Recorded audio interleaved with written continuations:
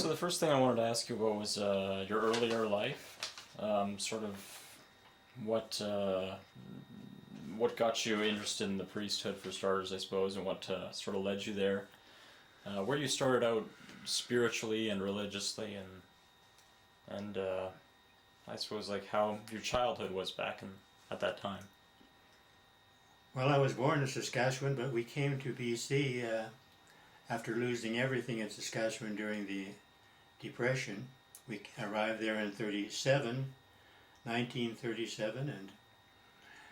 and well, we began life anew on a little farm there, just out of Vernon, in the Okanagan Valley in BC. And I went to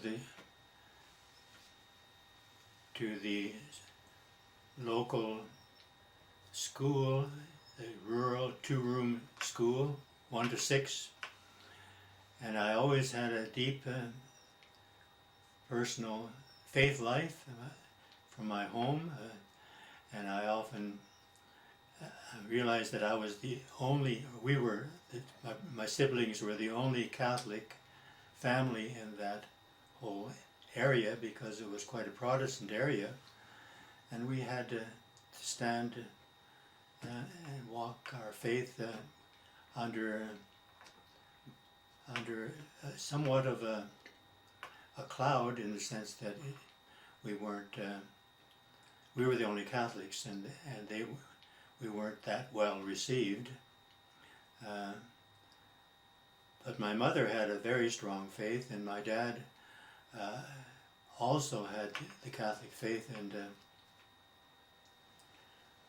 but was impaired. That's why we lost the farm, because he had a series of strokes.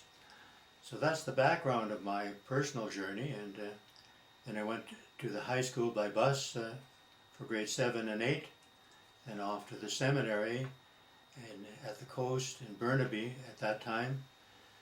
The seminary is now located out of Mission on a hill there, and I concluded my 12 years of seminary training there in Mission and was ordained a priest in Vernon. So I always had it in mind to be a priest, and it was part of my being. So did your parents have something to do with bringing you to the Catholic faith then, do you think? Oh, very much. We lived the faith in the home. We walked 2 miles to school and 3 miles to catechism every week on Saturdays, so we kept in good physical shape because we were on our feet a lot. So the faith has been a gift from the beginning for me. Do you think that you would have been led to the Catholic faith if it wasn't for your parents? Like, if they were Protestants, say, would you have?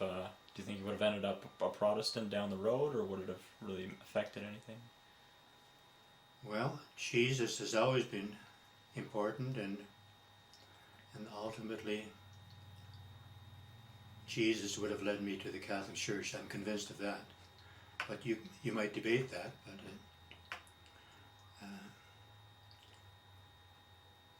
for me, Jesus is at the heart of things.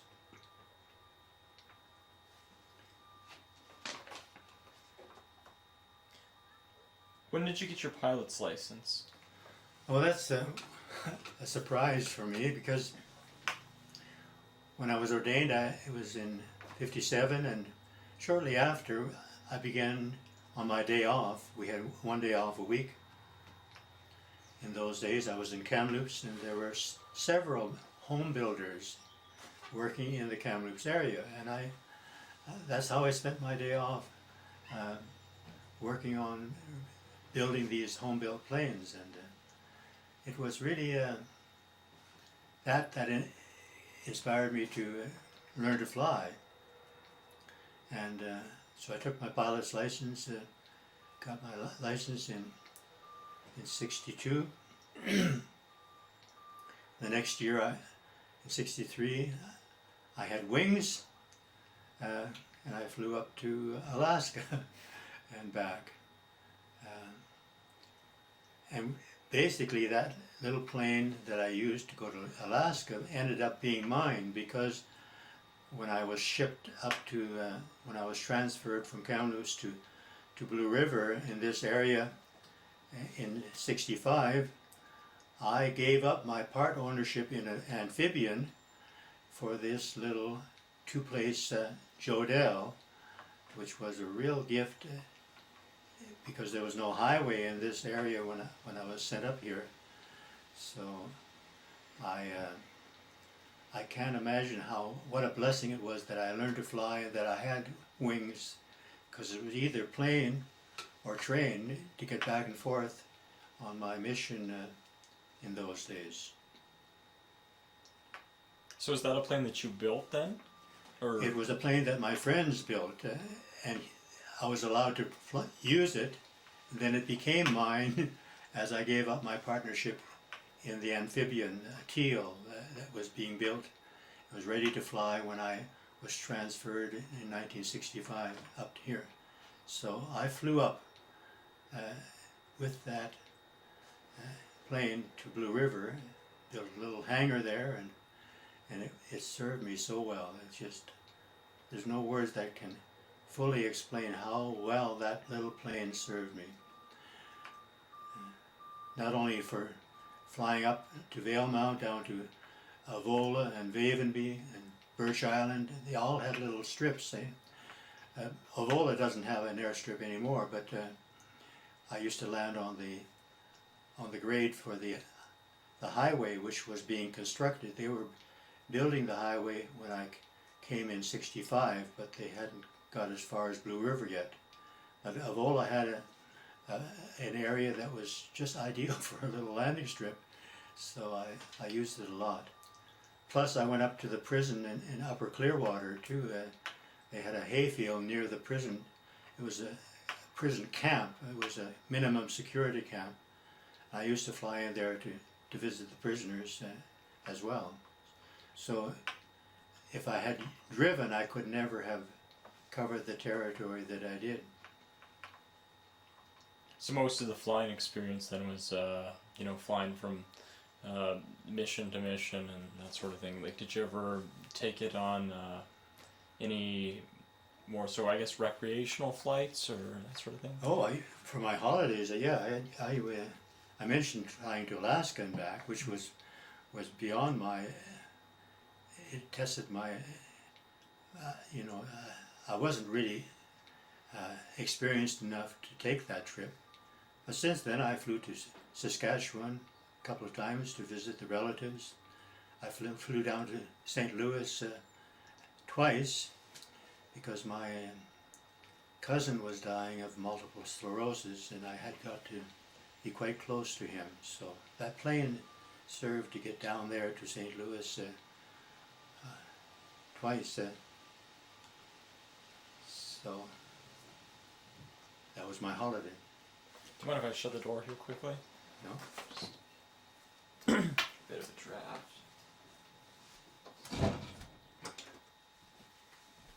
Okay. You're going to have your tea. Yeah. So now by this time in the early mid-60s, I suppose, you'd been a priest for, I guess, a few years now, hey? Since 57, 53 years now. Mm-hmm. Going on 54 next April. Okay. So just quickly, I guess, what was your... Did you have sort of any evolving experience within your spiritual life or your life as a priesthood from when you were ordained up until the later 60s? Yeah, in a sense that there was this small voice in me that wanted to go deeper,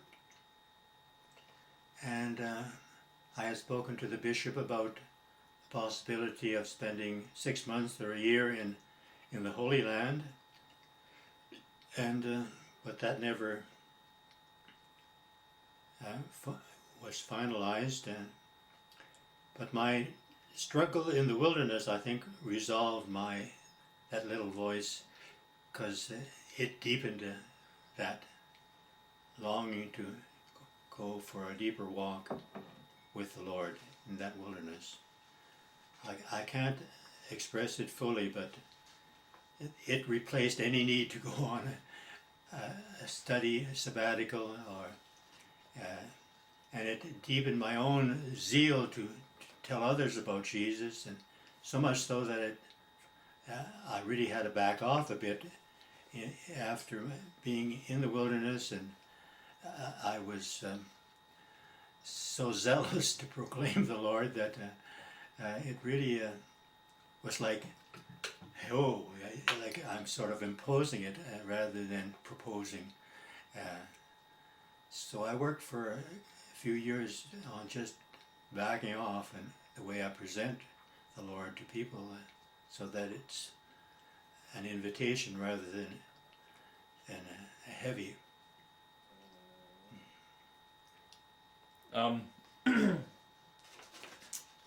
What was your attitude on your own life prior to the accident?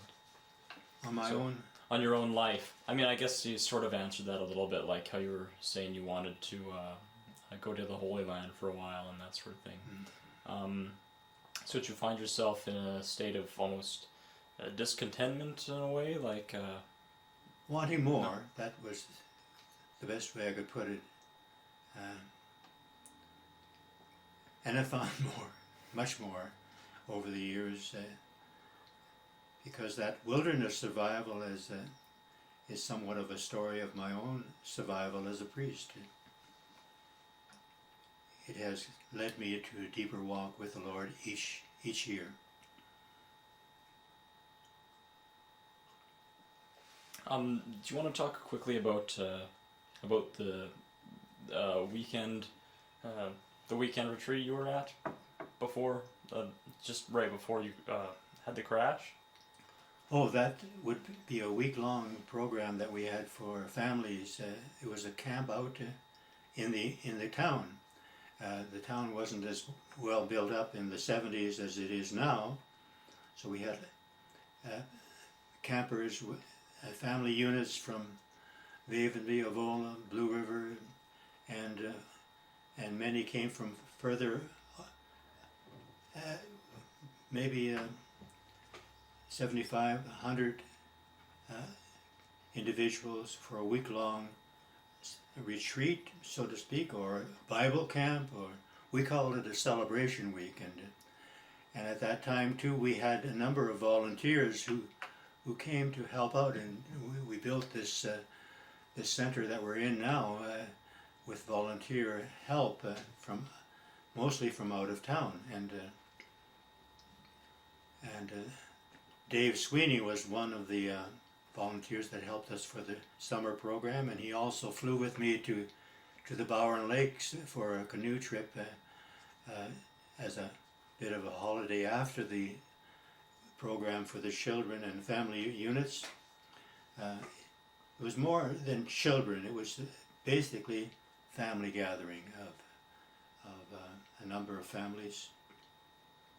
And we'd have programs of movies and singing and a bit of sports. But it was good to get away to the Bowen Lakes because it was such a beautiful time of the year. 1st of September, we flew over to the Bowen Lake, Dave Sweeney and I, and we had our tent, but we never used it. We just slept right on the beach. It was such beautiful weather. That was the immediate prelude to my survival experience. Now, you'd written in the article that I read that there was a particularly, I guess, inspiring or uplifting experience, a particularly positive experience in your life at that time, that week was? The program with the families? Yeah, yeah. Yes, it was the most effective way of helping families to live their faith within their family circle, and it certainly was a means of getting the the different churches together here in this little town, and it broke down so many barriers between the different denominations, because we, in a sense, became one large Christian family as a result of those summer programs. And it ended up, we had adult discussion groups in the evening following my return from the wilderness, because of the enthusiasm of the different denominations getting to know each other better. So it's kind of a unifying experience then, I suppose, between yourself and all the different... Very much so, yeah. Especially the residents, the different ministers that came, they came and went, but the bonds remained for years and years. Well, this is the area where I thought I was going to have a perfect landing. There's a nice meadow there. You can see the plane right there below the crest of Black Stewart Mountain. And you can see the plane there in its larger picture. But basically I had planned to land and take off the next day, but this became my home for 2 weeks. The plane was just ready to touch down on the grass when the horrendous winds, they were up to 80 miles an hour, they just shifted so radically. I crashed into the rocks before the meadow and flipped over, broke the spar on both sides, and it created a shelter for me under the wing. You can see the first interviewer of me from the newspaper came in by helicopter. He's poking his head out from under the shelter. And I often say that the grizzly actually saved my life, because this shelter wasn't enough to protect me, because the winds were so horrendous. I banked, when I put down there and crashed, the next day there was 18 inches of snow on that meadow, but I'd bank it up with snow and I'd be good for one night or two, but the rain and the wind just wiped out the shelter of the snow. So I discovered that the grizzly had been living on that meadow, and you can see some of the huge chunks of sod.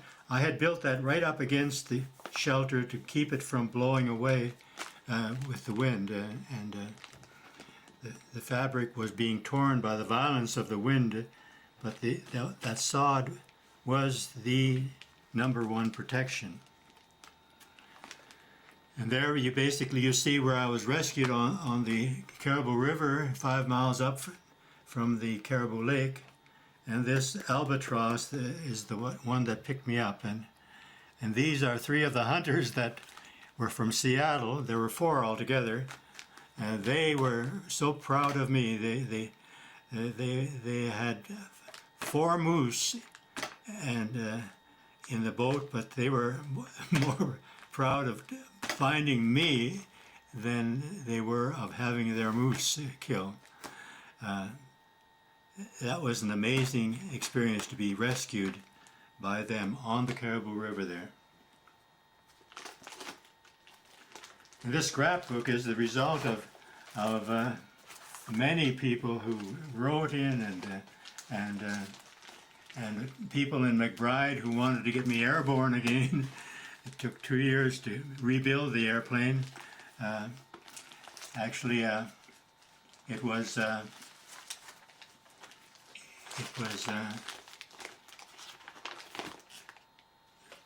these people in McBride that sparked the rebuilding of this same airplane. We rebuilt it in Blue River, which is an hour south of here, which was the center of my operation in those days. So this Jodell, I called it Jonathan because it was the best serving friend that I've ever had. It was so faithful, and even after the crash, it was revived, and it served me for years after. In total, about 27 years of flying that little two-place aircraft. Wow. So that's the one you pretty much always flew then, hey? Even after you rebuilt it? Yeah. Is that... I sawed off this tail section to make a pack board. When I left the plane, it became the fabric of the wing I made into a sleeping bag to using the grass of the meadow, and when I hiked out, I was pretty well equipped with a pack and sleeping bag. I used the seat belts of the plane for my pack board, and until I lost everything in the river, I was in pretty good shape as far as equipment for shelter at night. It's amazing, that whole story. I still can't believe that I'm here, but I am. I noticed there's a extreme sort of degree of resourcefulness in the way that you used everything. Oh, Do you think that sort of came as a result of necessity, or just sort of sense from, I don't know, I guess experience in the past, like common sense, or was it sort of driven from your necessity to survive, I suppose? certainly I learned to be very practical on the farm, growing up as a farm boy. But yeah, I guess it's a gift that I have to use, and to my ingenuity was developed a lot in this survival. There from the Caribou River, you can see the Black Stewart Mountain, the cliffs just this side of where I was down on the meadow. I hope maybe you can get some better shots from zooming in from the Google Earth pictures of the Caribou area. But this is the best shot I've seen to see Black Stewart Mountain where I was down.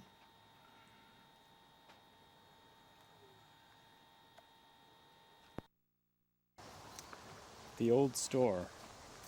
Mortensen store. Actually, right in here is where it was. And the steps, are they still around? The steps are just up front here. Ah.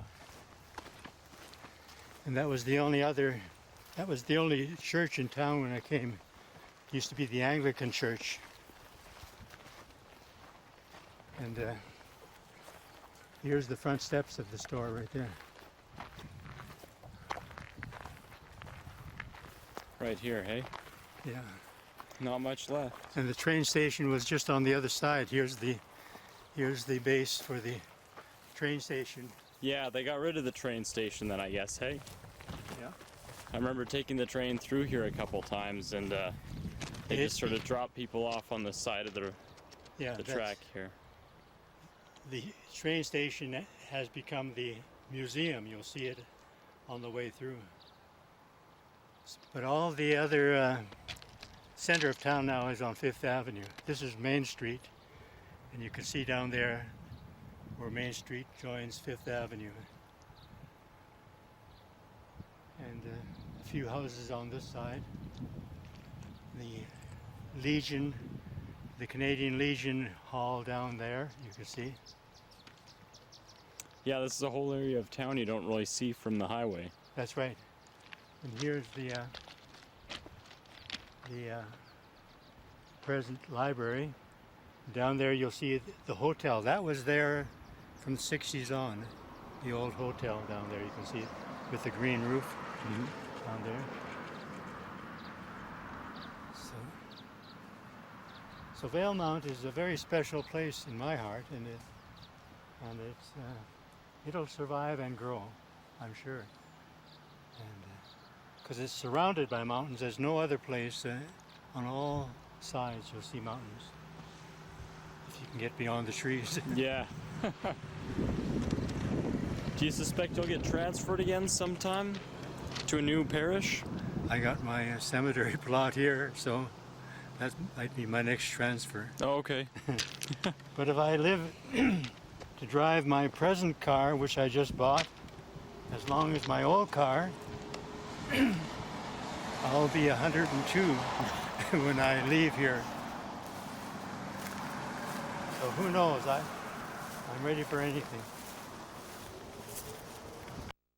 There you see a close-up of the train station, which became the museum now for Valemount. They had a stop at Swift Creek and at Valemount in those days. So, Old train engine there too, hey? Oh, or is this a caboose? that's the part of the museum. Okay. And you could spend hours in there on the history of Valemount. Yeah, I suppose so, hey? It's quite a restored place. Yeah, They've kept it well maintained. yeah, they wouldn't have kept the building. It would be demolished now if it weren't for it being a museum. Mm-hmm.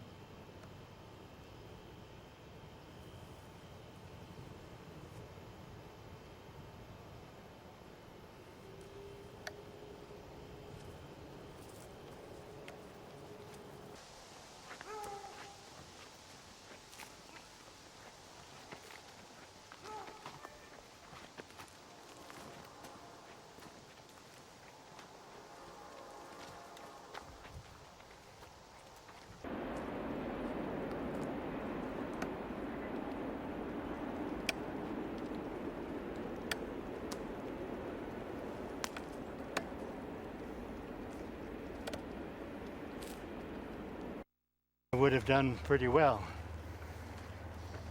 But I had leather Oxfords, and they were as slippery as greased lightning when it got wet.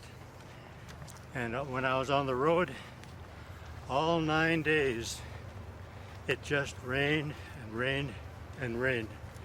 Or I was in the river, or walking in swamp, trying to get my way through. In fact, that was the climax of that 9 days of getting out of the wilderness.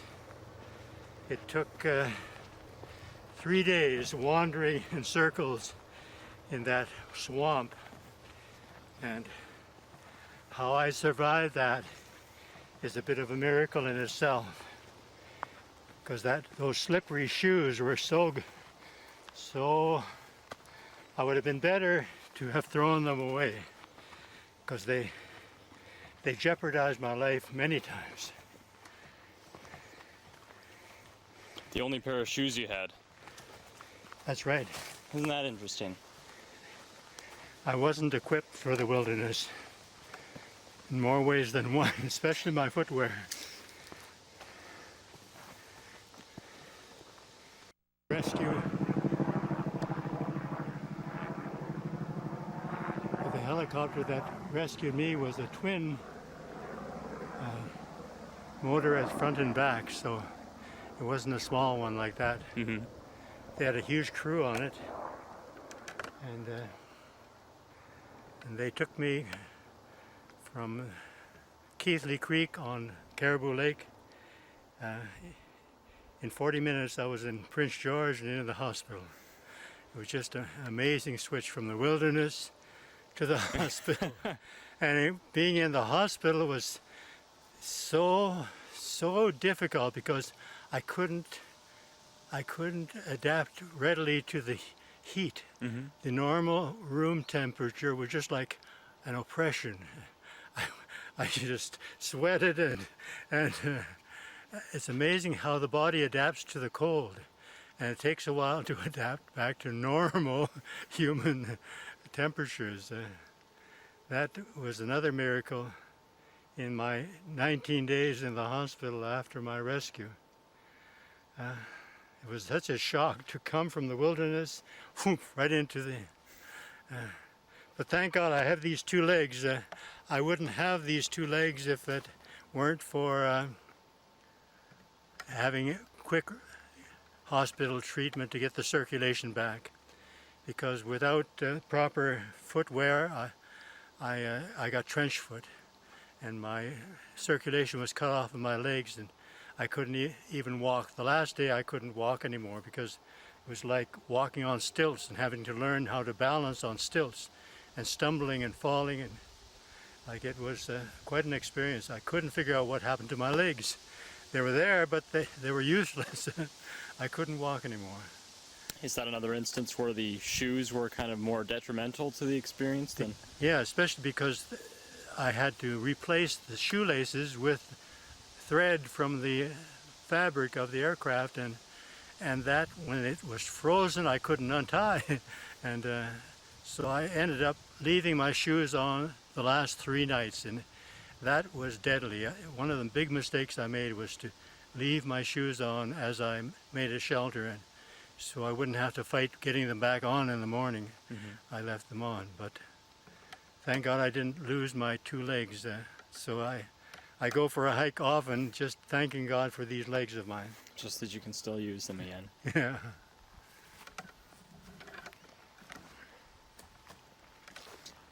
Maybe you can take us back to the crash and sort of what happened that day. Well, that was The just, action. it was such a quick adjustment. I just, like I jumped out of the aircraft, and within 20 seconds I was totally drenched with this wind and rain, and all I could do was just grab my jackknife and slit the fabric and climb under the fabric of the wing and hold onto the wing. The bottom part of the wing was the shelter for my head, and that fabric cut the wind a bit for my body. But it was a nightmare of survival. Like it just rang the juice right out of me. Every 30 minutes to 40 minutes I would pass water, and I would urinate more than normal, and I was so shivering from the cold, there was the rain turned to snow, and that wind just cut right through me, and I couldn't ever imagine having to hold my jaws, try to hang onto the wing with one hand and hold my jaws from shattering because they were so chattering so violently in the cold. I just never forget that. It was amazing just to experience that desperation, wanting to stop chattering my teeth. They were so violent in their chatter. That was a nightmare the whole night. And if I hadn't had water the next day to drink, I would have died the first day. And that's what saved my life, that I was able to take this candy tin that I had my tools in, clean the grease out of it, and start melting snow. That was the first stage of my survival. So in the end, the snow actually ended up being sort of crucial to your survival. Right, the first day. Yeah, and it also provided a place for me to create a warmer shelter until the snow was melted and blown away by the wind and rain. Yeah, it was a godsend until I found a little spring just 100 feet below the plane, and that served me for the rest of my time. The time that you were at the plane. And on the trip, I never had to worry about water because I made a pouch out of the bag that I had my bread in. Oh yeah. I sewed it into the fabric, and with a spout on it from the first aid tape, and I was able to drink from it. I was able to carry this pouch of water with me until I lost it in the river when I was fighting with the current on my raft that was supposed to save me, but almost did me in. Twice I tried to use that raft, but after spending a day and a half to build the raft, it was my worst enemy. But I even survived that.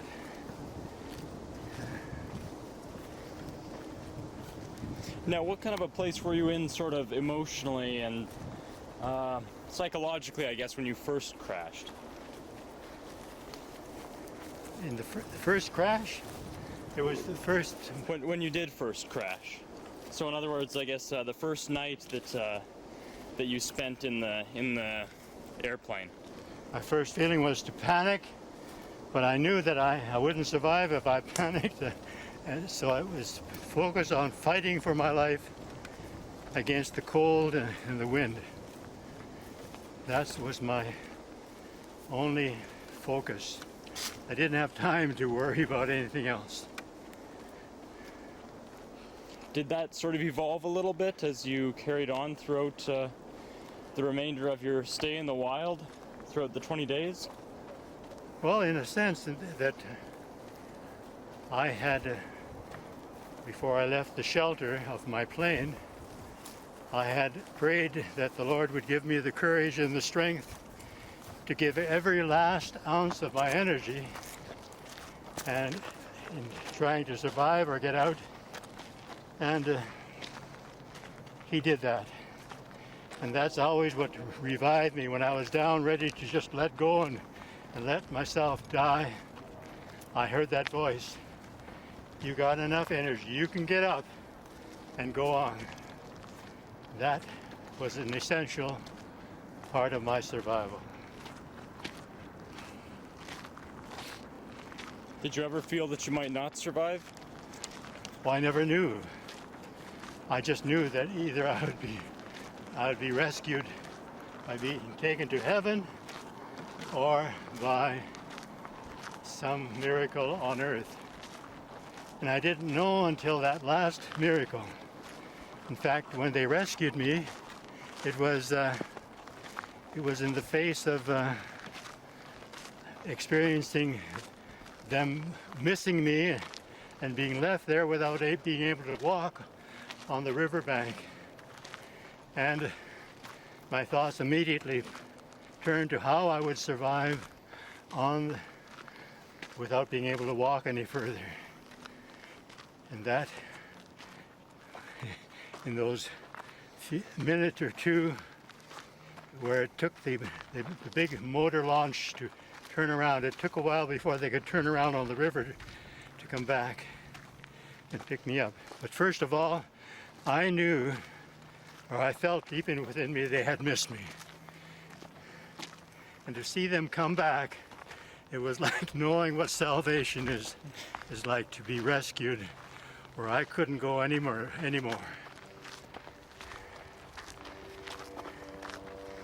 That's something that kind of struck me about the article, is how almost hopeless it must have seemed to me, I think, after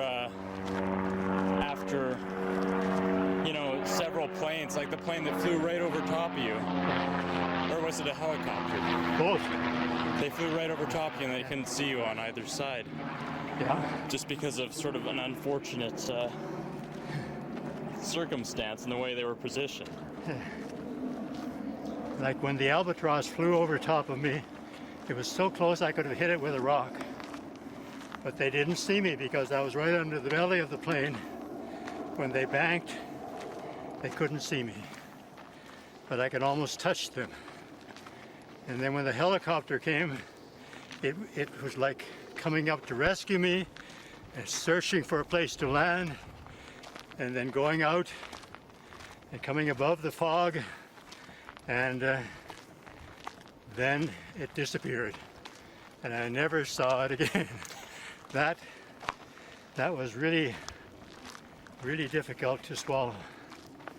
I was so sure they had seen me both times, but it proved false. Did you ever almost want to give up at any of these times? If it weren't for that prayer, yes. It would have been so easy just to give up and not worry about anything. It's easy to die if you're surrendered to God. But I couldn't take that route because I had constantly prayed that I would do everything possible to get out. And that has always been the focus of my effort to care for people, to do everything I can to help, and then let the rest unfold. Let God be God, and He has never failed me.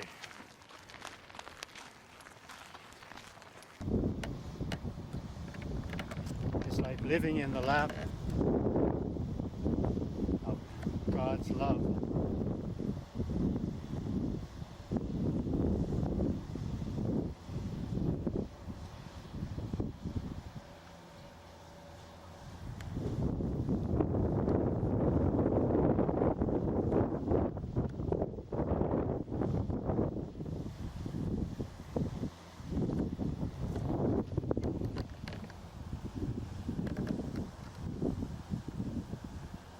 It is quite the area around here, isn't it? Yeah, when you think of how many houses are hidden by the trees, you don't see a third of it when you look at the view from what we see now.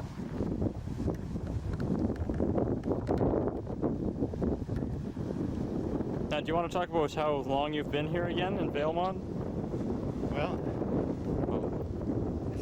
Wind's a little noisy. Hold on, I might need to move closer to you. it's been quite an experience in coming back for the third time. Like in 2006, I came back for my third time, so it's like coming home. And many of the people that I worked with closely in the 70s have been part of the church that we gather every Sunday in this little town. Unlike Blue River now, there's still a multiple of communities. In Blue River, we've come down to just one church. All the others have been taken over for other purposes. There are still other denominations gathering in houses, but basically we gather even interdenominationally in the one church, which will happen next Sunday as we celebrate the Golden Jubilee of that town. But that, when I first came in the 60s and 70s, was the center of my operation. I'd come here to Valemount on Sunday afternoon and then to Red Pass for Monday, and catch the train back to Blue River for Tuesday, and then on to Vavenby and Avola and Birch Island during the week. So I was constantly on the move. One night here, one night there. The longest I'd stay in any one place was 2 nights, and that would be in Blue River. So Blue River became my home in Valemount, the stop off for Sunday Mass on each Sunday. Before I came, they only had occasional masses here, maybe 2 or 3 times a year. So it's quite a change for the people here who were Catholic. Many of them regathered after being away for many years and became active in the church. So this is a real place of blessing for me and for many.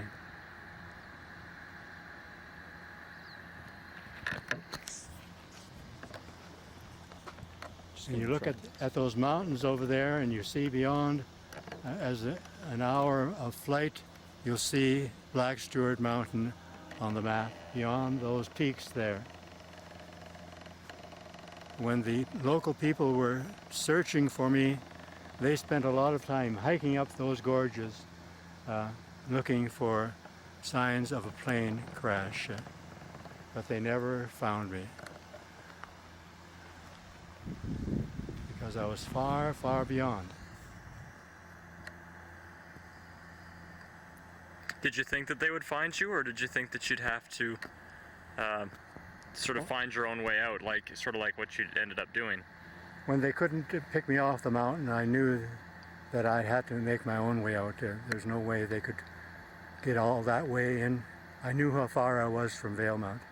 When did you figure that out? Oh, right away I knew that. Okay. But I was so sure they would pick me off that mountain because they could see me from 30 miles away if they got high enough. But with the weather and the search plan, they were always down low in the valleys, and only twice did they get high enough to see me, and those 2 times they missed me. So after that final miss on the part of the helicopter, I began to work towards walking out as the only solution. So after 2 weeks, I left everything except what I could put in my pack and head out to the southeast, thinking to find a logging road or some logging equipment, which never happened until I made a huge circle and came back to the west of the plain on the Caribou River, and there I was rescued.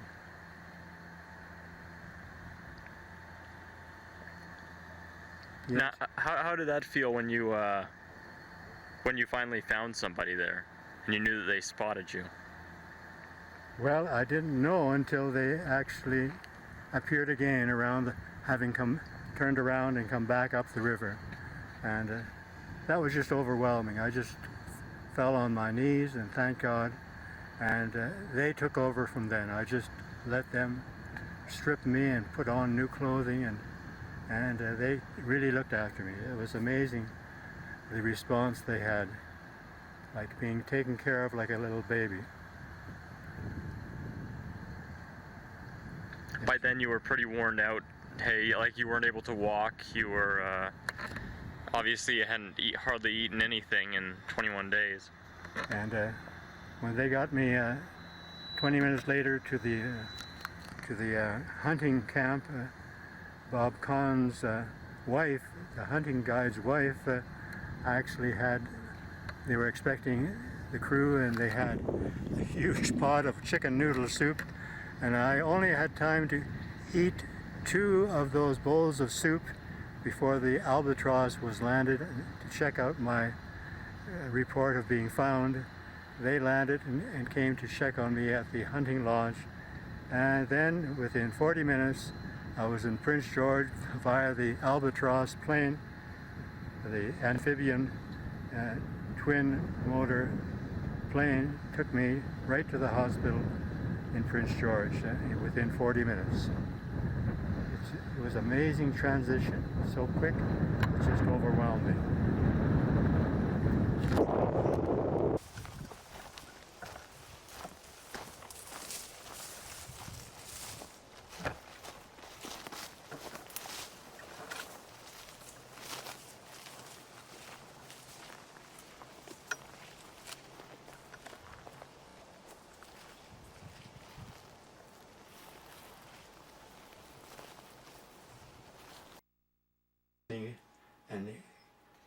And encouraging people when they come with their confession of sins.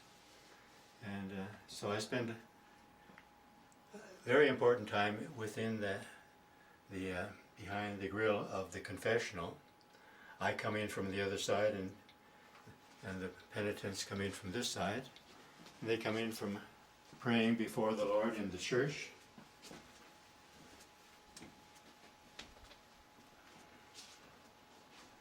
This is God's house and his altar where I minister. That's the heart of my priestly ministry, around the altar. I offer Mass every day, and it's the source of my strength. And you can see there's a very small congregation, and Jesus dwells in the tabernacle here, if you want to see where I spend much of my time. But basically now there's only maybe 40 or 50 that gather on Sunday. Maximum would be 90 in this little place, and that would and we gather here before the tabernacle, often in the small groups.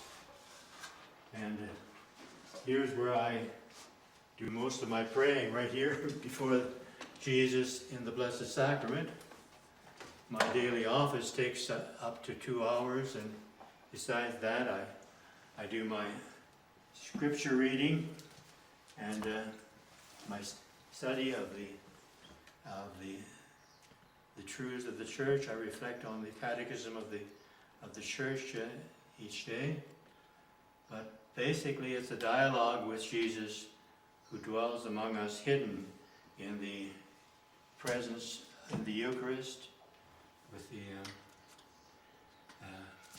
so if you want to know how I've spent my time since my survival, it's been ministering to people in small groups like this, especially weekly Mass around the altar, and my personal daily Mass with 3 or 4, maybe sometimes 10 people during the week at Mass each day. In Blue River, when I'm there, the numbers are down to 3 and 4 rather than 5 and 10. It's still a pretty small congregation, is it? Very small, yeah. Yeah.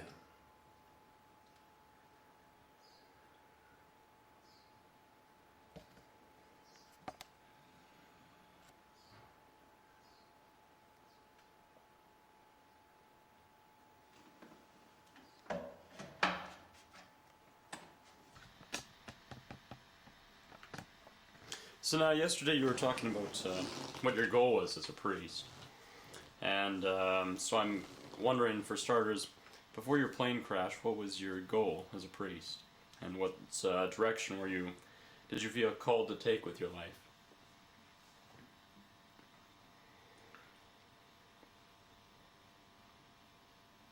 Basically, it's the same direction. My direction is to just be at the service of the people, and to enable them to enter into the Eucharist and share in the sacraments of the Church. That is my key focus, and still is.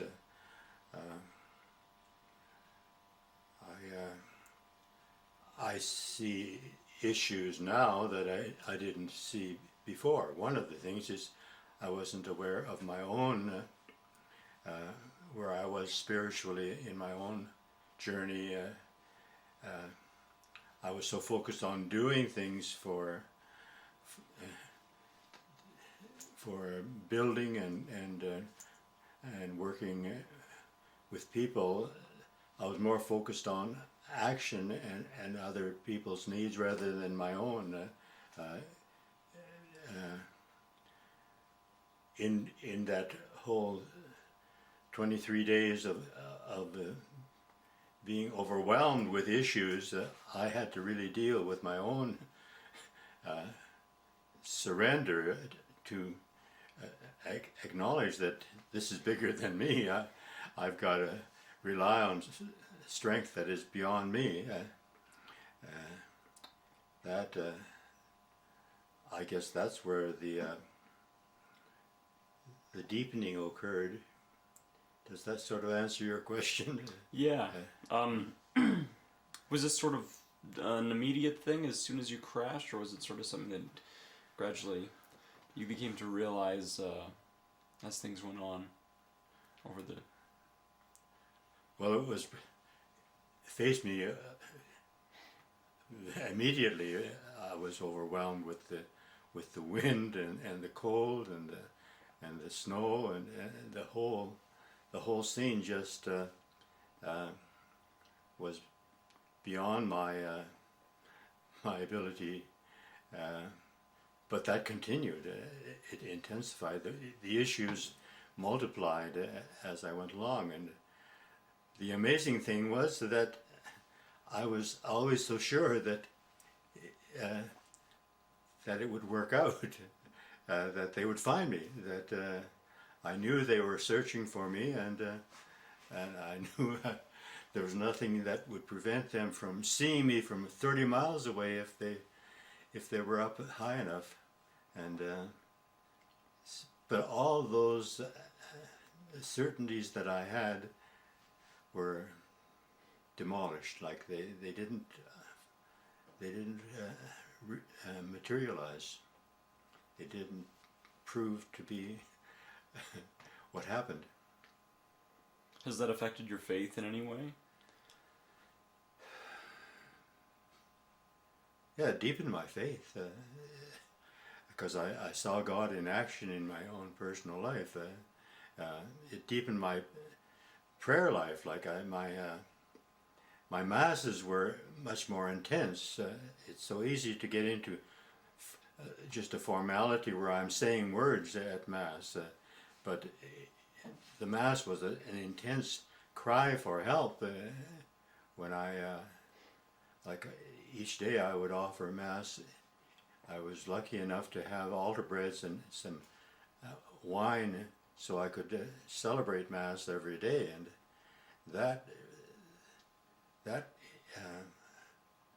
really intensified my entering into prayer, and the prayer of the Mass in particular.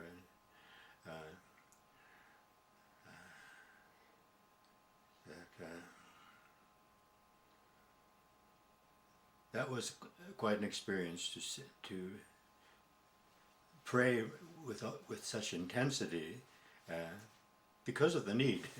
It just intensified my prayer life. So then, did the experiences when your expectations and your certainties that you talked about, when you were just saying a minute ago that a lot of your expectations and certainties were didn't materialize. Yeah. Was there ever any doubt, I suppose? Like doubt concerning your faith, I guess. I never doubted God's capacity to help, to even work miracles, and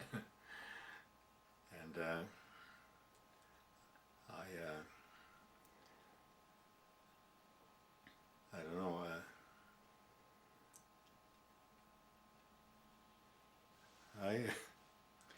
How would I put it? Ask the question again. Was there?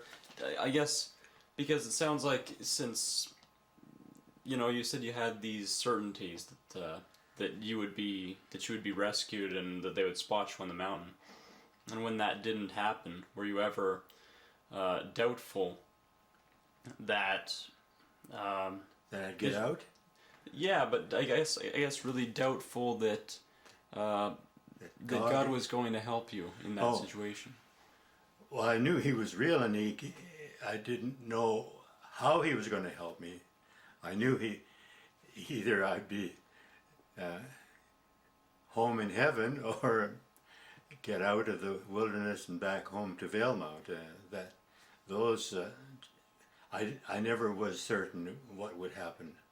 I was sure that He was there, and His presence was proven so many times that just simply the mere fact that I was able to cope was totally beyond me, and yet there I was, alive and facing new issues each day, and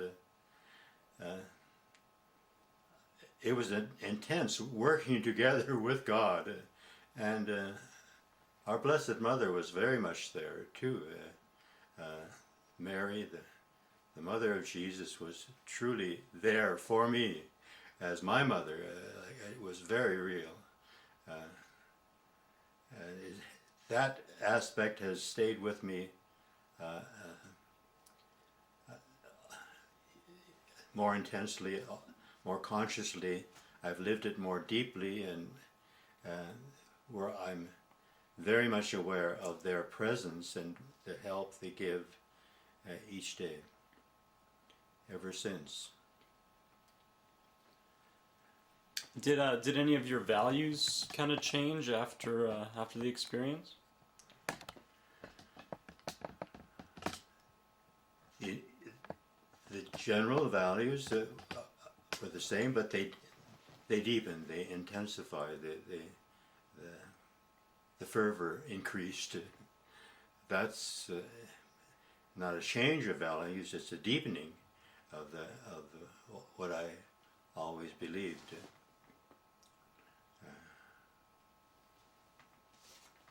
Let's see.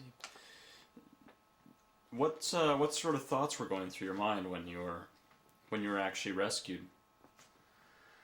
The biggest thing was that it was such an amazing experience of being right at the right place. If I hadn't been there at that 30-second time frame on the river where they could have seen me, I would never have been rescued. And they're very rare. It's very rare that someone would come up the river by boat. It just didn't happen. That was the only opportunity of being rescued. And if I hadn't wandered for three days in that swamp and ended up on the river at the right time,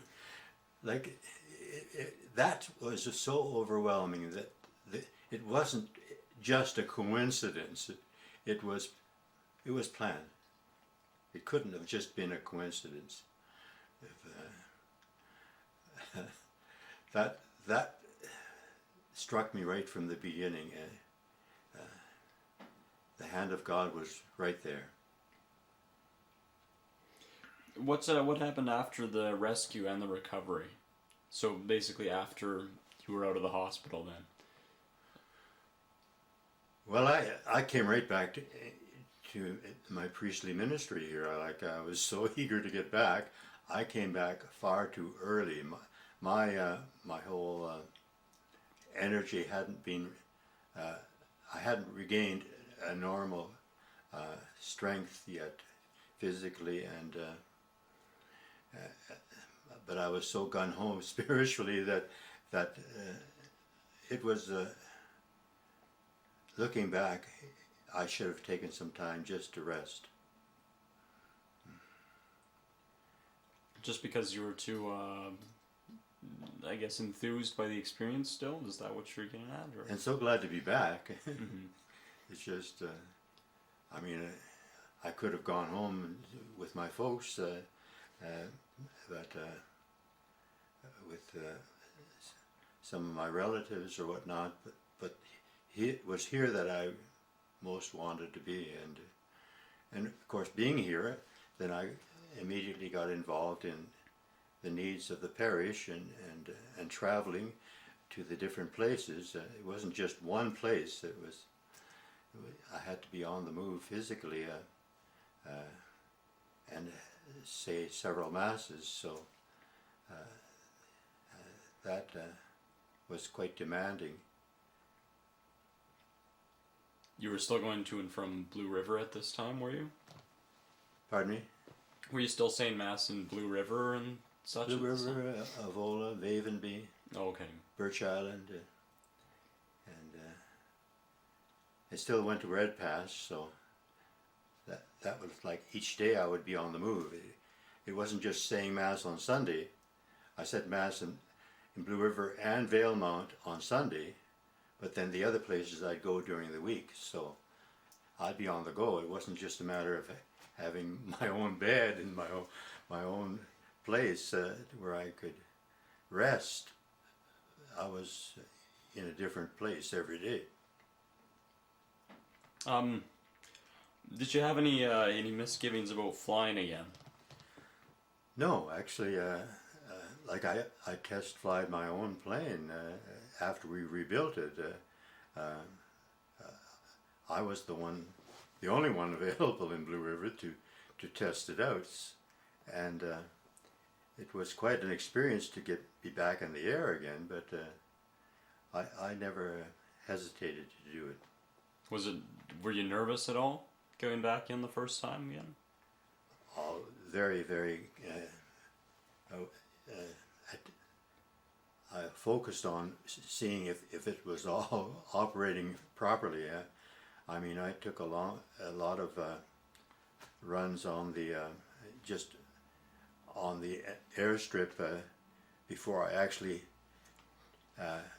gained altitude. I'd be up and down just to try it out, so that the ailerons, I was sure that they were working, because I was off the ground, but then I would not leave the airport. I would be back down again and I'd turn around and go back the other way.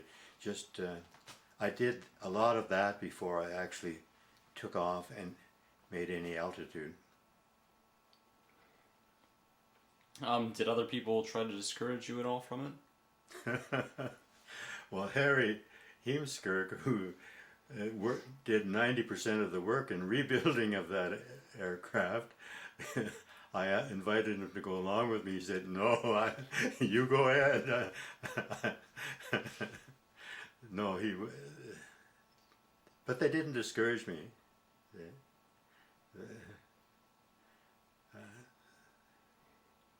It was a pretty reliable aircraft, you always said, eh? The design is the best I know, as far as being reliable and strong. Most aircraft, you're hanging from wings. In this aircraft, the wing is right under it becomes the seat for your cockpit.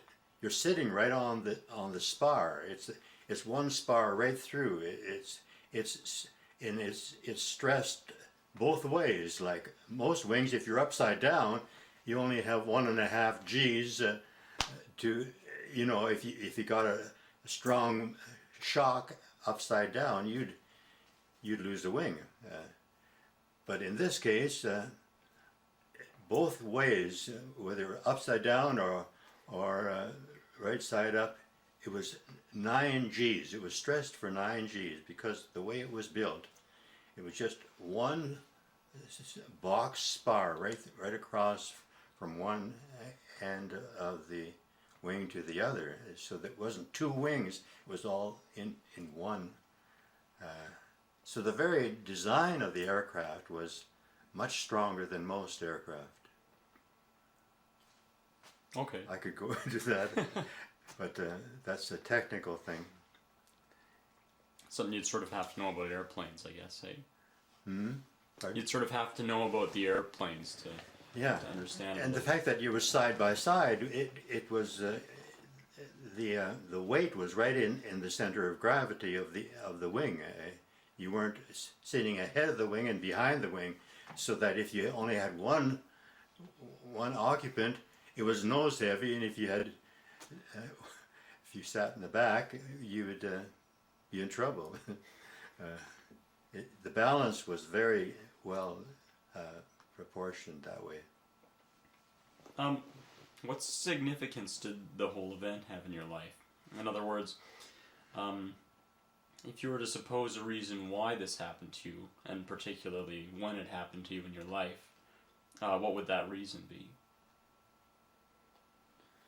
Boy, I'd have to give that some thought.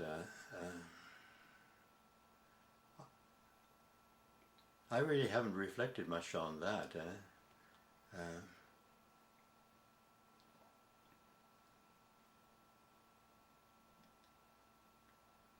I think I'll have to say I don't know. Really. That's okay. I guess it's a harder question to answer in some way. It takes. Ask it again. If you were to suppose a reason why this happened to you, and particularly when in your life it did, what would the reason be? Oh, it was to answer a need in me to go deeper. Yeah.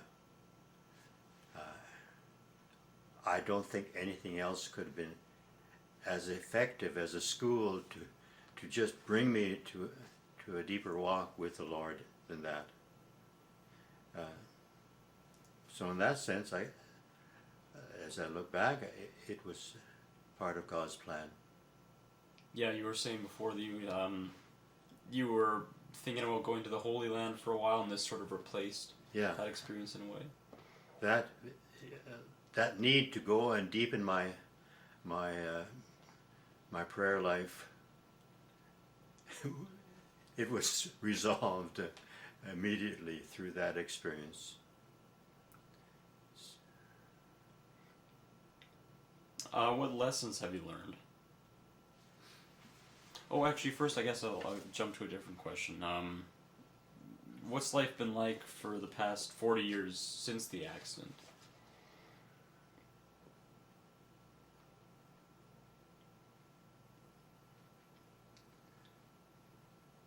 As I mentioned that we were talking,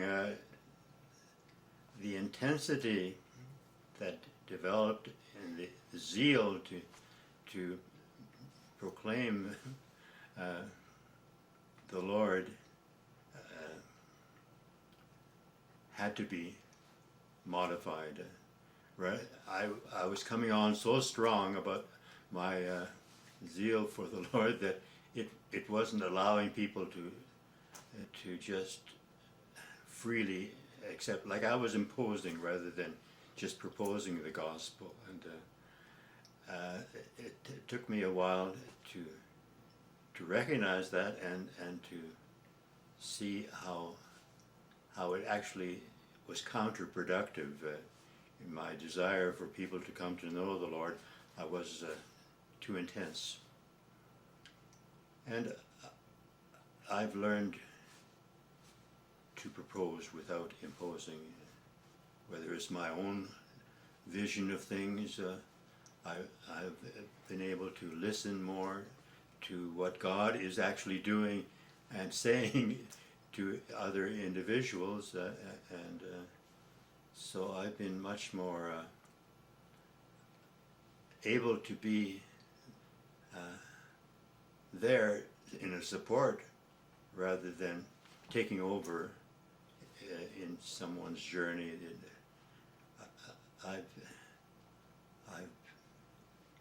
I've learned a wisdom of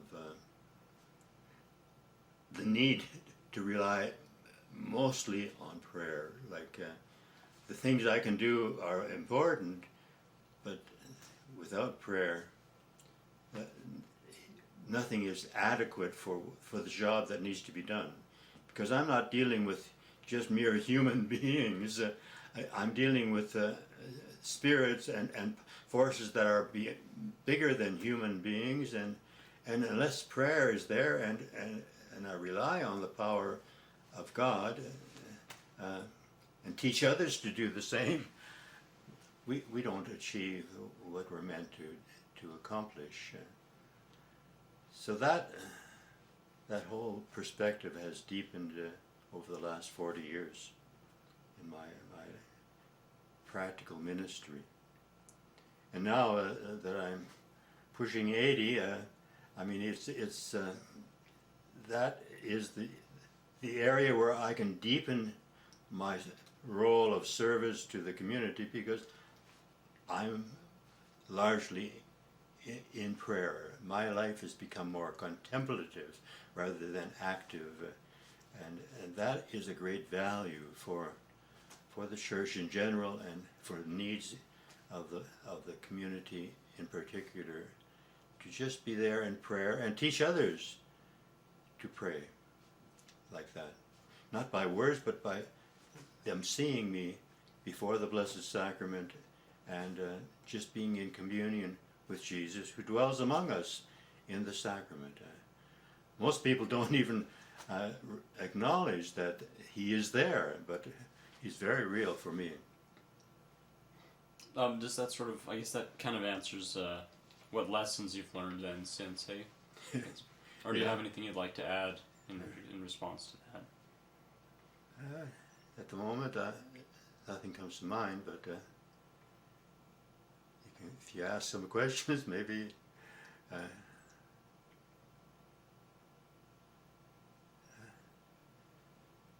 that's about all I have at the moment. Do you have any regrets or any advice?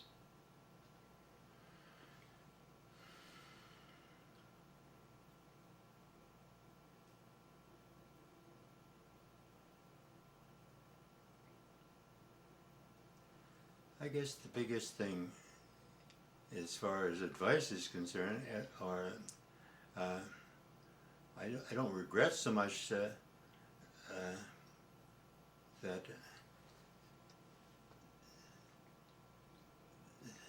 it's in the area of expecting. Like, I have a certain concept of what things have been and what they should be, but my concepts are just so small and compared to the actual horizon that God has in mind. That's the area that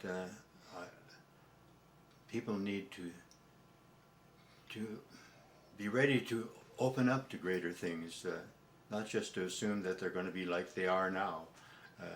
There's greater things coming than we can dream of. Not only in heaven, but actually as God is allowed to have His place in the world today. I mean, God doesn't push Himself into our lives. He always waits for us to welcome Him. He proposes, but He always respects our freedom.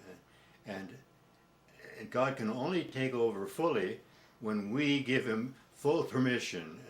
It's a conflict of wills. Like, our will is normally in charge. It's in that area that I see my call to live more deeply, where my will is totally surrendered to God's will, so that He actually takes possession. Like, I am possessed by the will of God, not by my own will. And that in that area is that's my growing concern, is to learn on a practical level how to allow God full entry. It's not only a dealing with my will, but surrendering my feelings, my emotions, my desires, and my physical being, to allow Him to enter into every part of me. I have to give Him permission, or He will not enter. To live that and to teach others, that's the focus of my life now. Yesterday in the reading that you gave me to look over, it talks a lot about divine will. And one of the questions that I had was, how do you know what the divine will is? That always has to be tested, because we're dealing with somebody else that pretends to be God, and he can work miracles even. In a sense, he's not as powerful as God is, but he can amaze us and deceive us. So we've always got to test who is really operating. That becomes crucial when you sort of turn your life over to someone. Is it God or is it someone else? And that is where prayer comes in, and to be able to listen. I see our Blessed Mother, when she was confronted with the angel announcing what God's plan was, she was amazed at the proposal, but she didn't say yes right away. She questioned whether it was of God or not. And we have to do the same on a very practical level. There's always little signs that we can pick up whether it is of God or not. I can go on in the whole area of discerning what is of God and what is of me, or what is of other spirits. That requires a lot of prayer and a lot of wisdom. a lot of listening and testing of the spirits.